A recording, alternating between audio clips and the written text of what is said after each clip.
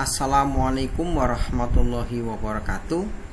Perkenalkan, tutor, nama saya Imam Arifin, Prodi Sistem Informasi dari UPI BJJ Purwokerto. Dalam kesempatan kali ini ada amanah untuk mengerjakan tugas 3, yaitu berdasarkan data medis terlampir tentang perkembangan penyakit setelah 1 tahun amatan Y, usia dalam tahun age, low density lipoproteins LDL, high density lipoproteins HDL, total kolesterol atau HDL, TCH, triglycerides LTG, dan blood sugar GLU.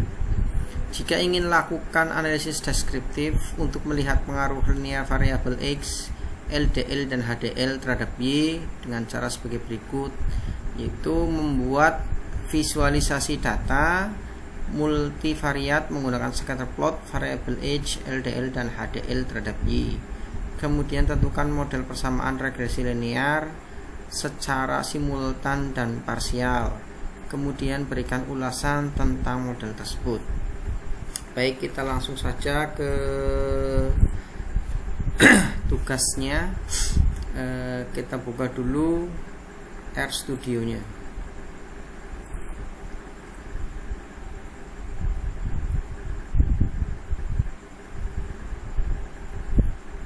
Kita tunggu sebentar, lagi proses booting ya.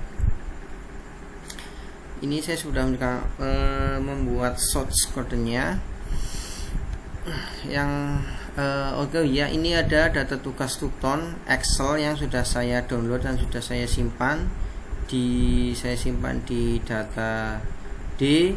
Saya rename, saya ganti nama menjadi blood sugar agar pendek dan mudah. Baik, kemudian ini adalah hasilnya. Ini dari downloadan tadi, Excelnya udah jadi ya. Ini kita tutup dulu, kemudian kita langsung ke source kodenya. Langkah awal adalah install dan load package yang dibutuhkan. Ini adalah RedXL, ggplot2 dan gggelly. Saya akan cek apakah saya sudah ada paketannya. Ini kita yang pertama adalah RedXL, sudah ada. Kemudian yang kedua adalah ggplot sudah ada. Yang kemudian yang ketiga adalah gggelly, sudah ada semuanya. Berarti kita langsung ke tahap yang kedua, yaitu memanggil library. Yuk kita kopikan saja ini rumusnya, kita pastekan di sini, kita enter ya. Ya, ini sudah berhasil. Jadi adalah RedXL adalah memanggil paket RedXL untuk membaca file Excel tadi. Kemudian yang ggplot2 itu untuk visualisasi data. Kemudian yang gggelly itu untuk membuat scatter plot matrix. Kemudian kita lanjutkan langkah yang ketiga, yaitu baca data dari Excel. Kita kopikan saja, copy, kita pastekan, kita enter ya. Ini datanya sudah masuk di sini, sudah terbaca. Datanya sudah terbaca ini ya. Kemudian langkah selanjutnya adalah melihat data. Ini kita copy dulu, kemudian kita pastekan head data, kita enter ya. Sebetulnya ini sama saja ya, dari sini ke sini. Hanya ini untuk melihat 6 baris pertama yang berhasil terbaca dengan baik. Ini ada Y, X, LDL, HDL, TCH, LTJ. Ini H usia dalam tahun, LDL, HDL, TCH, LTG ya. Kemudian untuk langkah selanjutnya adalah membuat kategori Y. Akan kita kopikan dulu, kita masukkan ke rumusnya, ke R, kemudian kita enter. Ya, ini sebetulnya untuk mengelompokkan variabel ya menjadi 3 kategori, yaitu ada rendah, sedang, tinggi. Rendah, sedang, tinggi. Kategori ini digunakan hanya untuk mempermudah visualisasi data saja ya pada scatter plot metrik. Ya, kemudian langkah selanjutnya adalah membuat scatter plot metrik. Ini shotnya kita kopikan, kita copy, kita pastekan ke R. Ya, kita pastekan ke R ya. Kita tunggu prosesnya. Ya, di sini sudah keluar metriknya, kita zoom dulu. Ya, ini adalah untuk melihat hubungan antara variabel secara berpasangan. Jadi grafik ini dapat diamati polanya, hubungan kekuatan korelasi, kemudian sebaran data antar variabel. Ya, ini seperti ini. Ada H, LDL, HDL, Y, kemudian sebarannya, ada korelasinya ya. Oke, kita itu dulu. Kemudian langkah selanjutnya adalah regresi linear simultan ya. Ini akan kita pastekan di R. Ini ada H, LDL, HDL data ya. Kita akan pastekan di sini. Ini kita tutup dulu. Oke, kita pastekan. Kita enter. Ya, ini datanya juga sudah masuk. Ini adalah model regresi linear simultan, regresi berganda, digunakan untuk mengetahui pengaruh H, LDL, kemudian HDL secara bersama-sama terhadap variabel Y. Di sini bisa kita lihat interceptnya adalah 266,6, kemudian H adalah 0,598, LDL minus 0,042, kemudian HDL minus 2,73639. Oke, baik, kita ke langkah selanjutnya adalah regresi linear partial H. Kita copy dulu, kemudian kita pastekan ke R.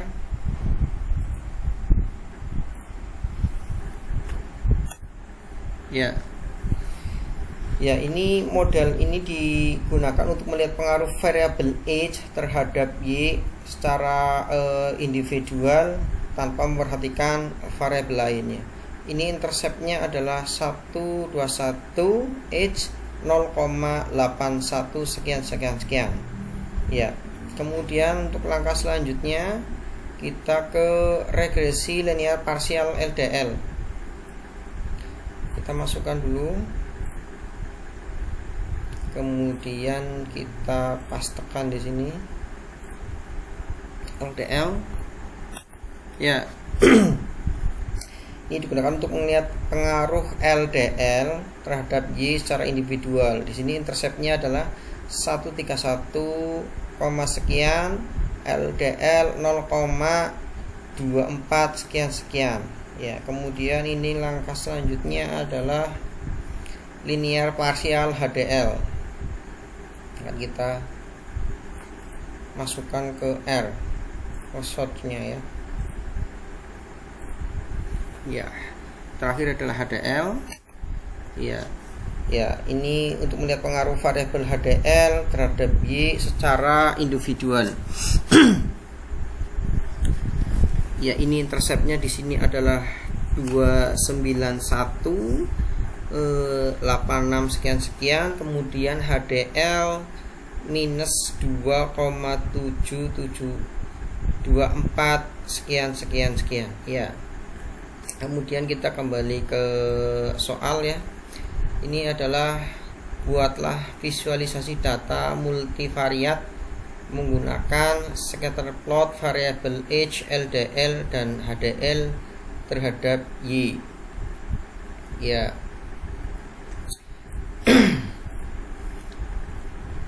Ya, di sini bisa kita lihat yang tadi ya, ini scatter plotnya. Ini ya. Ini adalah visualisasi data multivariat yang dilakukan menggunakan scatter plot metrik yang menampilkan hubungan antara variabel H, LDL, HDL, Y secara berpasangan. Berarti scatter plot matrix itu digunakan untuk melihat pola hubungan antar variabel, kemudian mengidentifikasi arah hubungan antara variabel, kemudian mengamati sebaran data, kemudian mengetahui kemungkinan adanya korelasi antar variabel.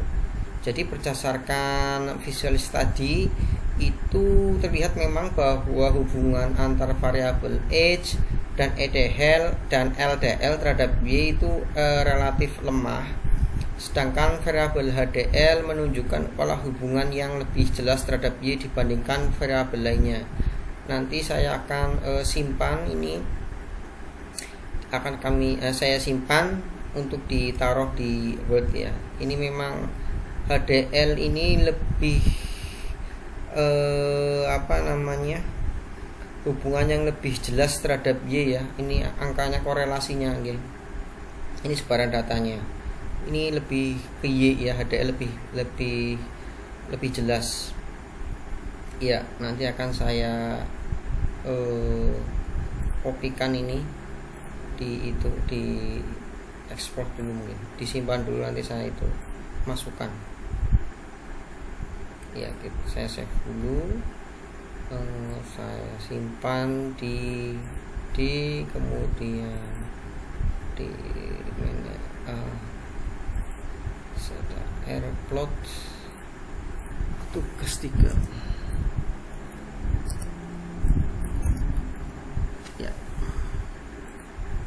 ya kembali. Kemudian yang nomor 2 adalah tadi model persamaan regresi linear secara simultan dan parsial.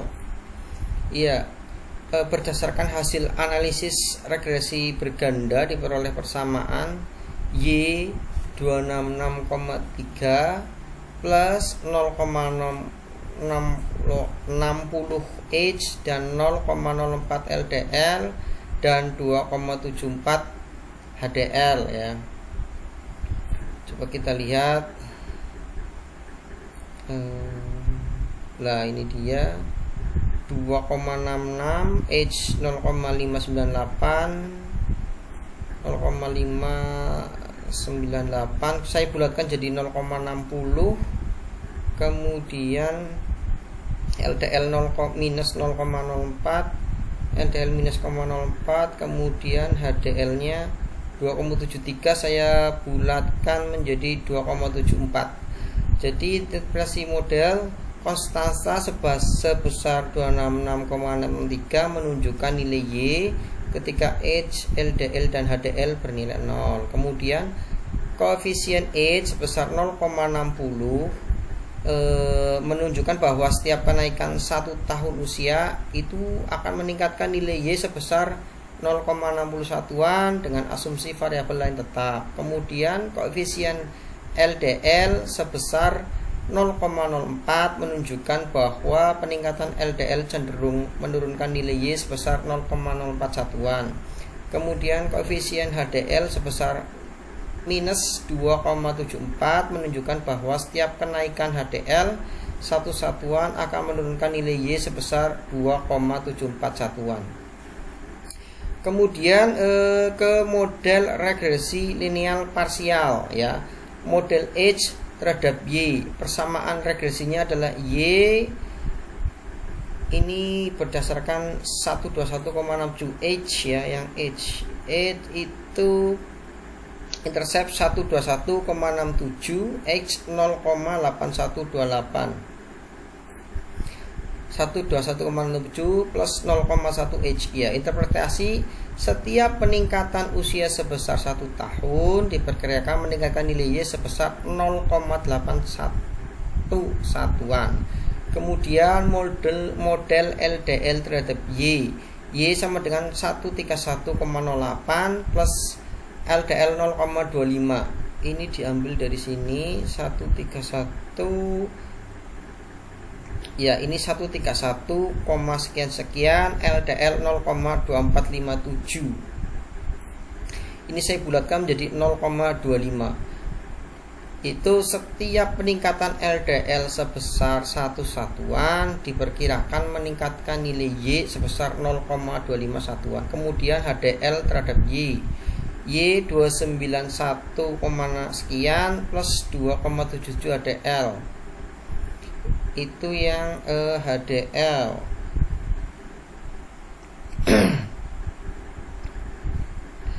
Itu Y intercept 291, sekian 291, HDL minus 277.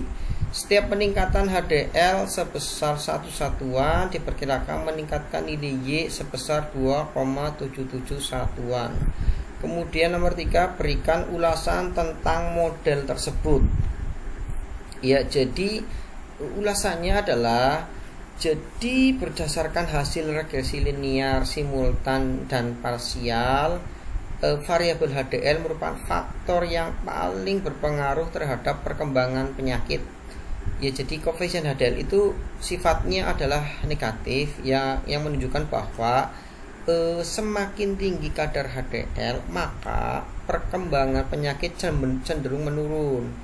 Sementara itu variabel H dan LDL tidak memiliki pengaruh yang signifikan. Jadi nilai R-squared-nya sebesar 0,168 itu menunjukkan bahwa model hanya mampu menjelaskan 16,8% variasi data.